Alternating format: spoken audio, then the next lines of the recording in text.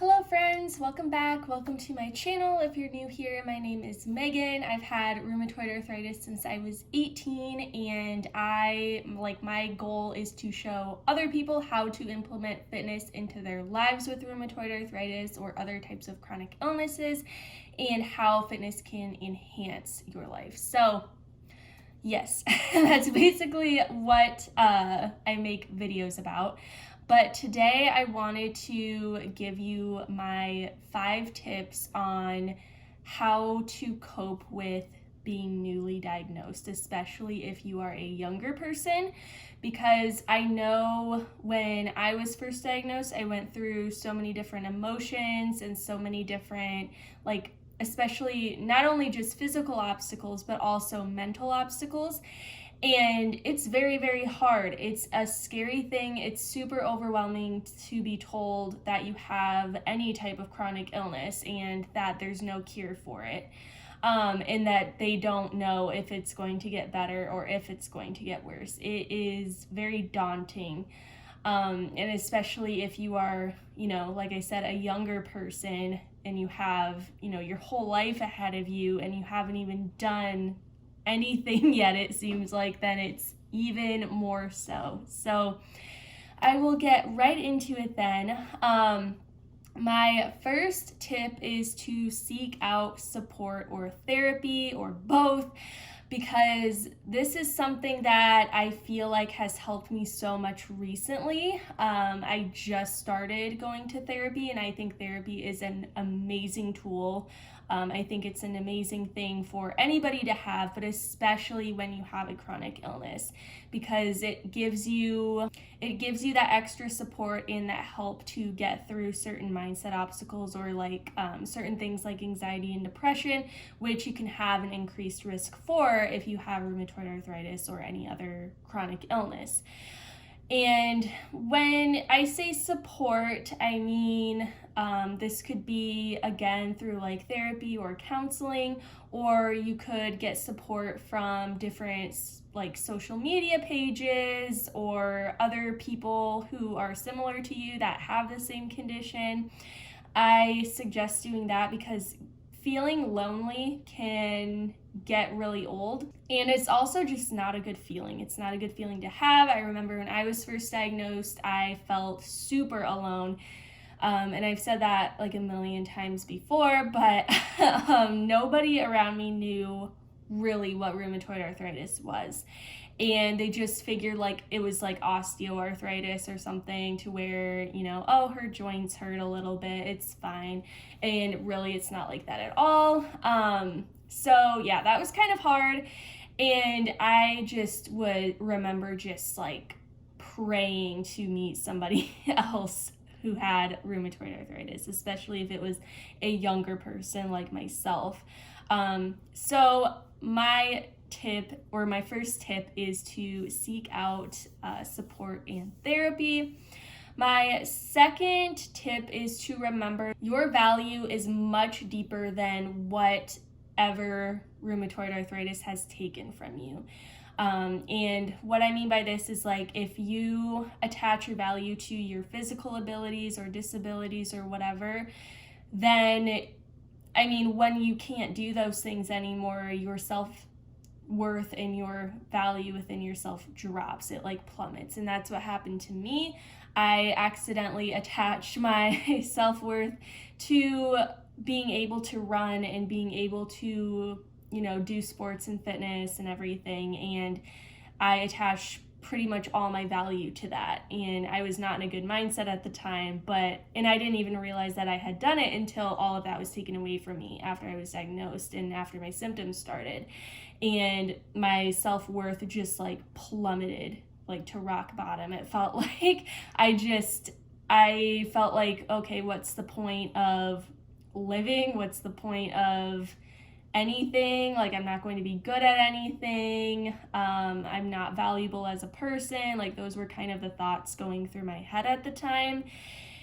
And it's hard to get over this mental obstacle because we don't realize when we attach our value to certain things or certain areas of our lives until they get taken away.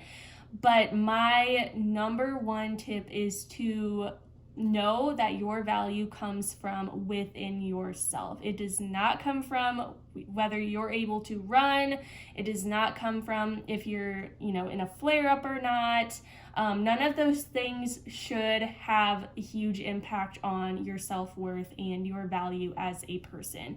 Your value is from your soul, and you bring so much to the table as an individual. So just remember that. My third tip is to practice adapting to your limitations in your body and also listening to your body. And this takes a lot of practice. It's a lot of trial and error. It takes a lot of time, and it's kind of a never-ending journey when it comes to learning how to listen to your body, because as your conditions change, your body will change, and you'll have to learn, how to listen to different limitations and everything. But try to focus more on what you can do than what you cannot do right now. And that was the biggest thing for me. Like, I just felt like, okay, I'm not able to run anymore, so I can't do anything. Or I'm not able to do like my normal workout, so I can't do anything. And really that wasn't true. I just had to learn how to adapt to my pain and to my limitations, which meant exercise modifications, slow tempo strength training. I had to start back at the beginning and use a really light weight and really try to improve my joint stability, so that way I could actually, try to progress as far as I could while getting back on track to what I used to do. And that's not saying like you will or you won't.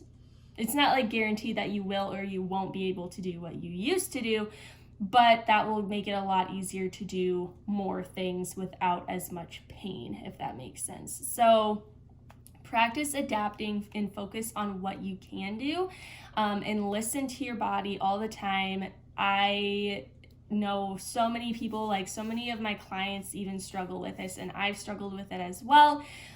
Just not listening to your body and pushing yourself to like way past your limits to where you end up in a flare up. And that is not something that we want to do. You have to realize that your body has more limitations. Your body is a new body, and you have to adapt to those limitations, otherwise it can be detrimental. So don't work against yourself, work with yourself, but around your limitations. So make sure to rest when you need it, listen to your body. Please don't ignore those signs of, like when like the pain is increasing and that kind of thing. Don't feel bad for resting either, because I know a lot of times, like even in society, we're always kind of attaching our value to how productive we can be and how much we can get done. And the more we can get done and the more we can do, the more valuable we are as human beings. And really that's not true at all. You have to realize that you have limited energy. You have these limitations, so don't compare yourself to how you used to be or what other people are doing. Do what you can and make sure that you are resting, because you absolutely need it, so that way you can keep going. In shorter words, I guess I could have said pace yourself. So make sure to do that.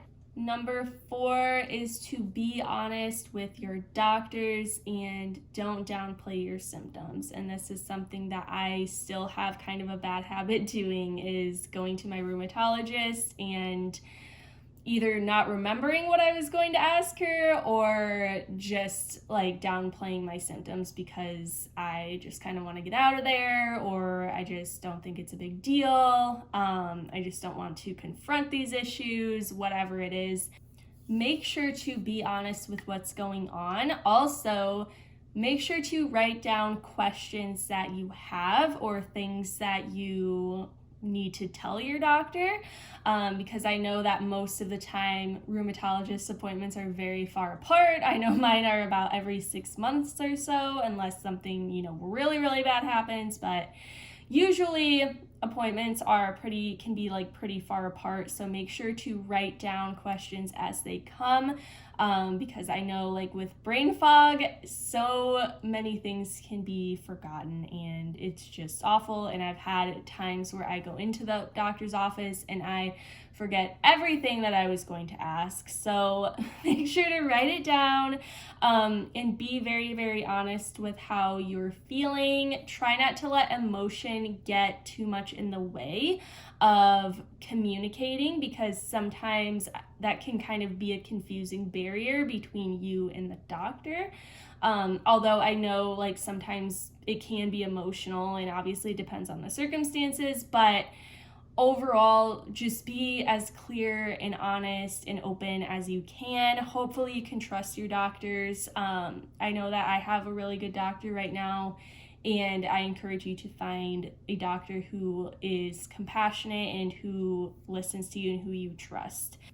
Also, don't downplay your symptoms. Don't go in there and be like, oh, everything's fine, and just like cut it very short and just like, when you're actually in pain, and if you're doing worse, that is not something you want to do, because then it's almost like you have nobody else to blame but yourself for downplaying everything, because obviously like when we have a chronic illness, we can't expect everybody else to read our minds, especially when they're invisible illnesses and it's not, they can't see what's going on exactly. So don't downplay your symptoms and make sure to communicate. That's my last one, and I've said this in my video prior to this one, and I kind of just went over it, but make sure to communicate clearly with those around you who do not have a chronic illness and who cannot